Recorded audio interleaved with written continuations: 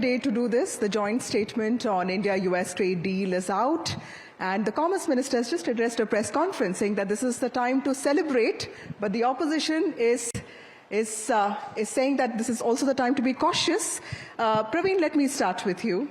I was listening to Piyush Goyal, the Commerce Minister, and he had this whole itemized list, and he says that this is the time to celebrate, and we have not done anything that will put the Indian farmer at a disadvantage. Then why is the Congress party opposing this?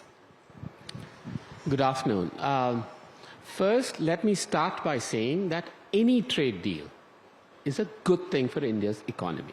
India needs more trade, India needs free trade, and if anything, over the last decade, we saw a bout of protectionism in Modinomics. So I'm glad that there has been a U-turn on that front. Now, I have not seen the press conference that you're referring to because it just happened, but from what I have read about the details of the deal, what is unclear are certain details of the deal. Now, let me just give you one example. One of the details of the deal is that India is committed to buy $500 billion worth of American goods over the next 5 years. 500 billion over 5 years. So roughly 100 billion a year. Today, we buy 40 billion from America. How is it going to double or triple? What are we going to buy extra? How is this commitment made? Are we going to shift our purchases from some other country to this? And most importantly, if we have committed to buy $500 billion worth of, what have they committed to buy from us? Okay.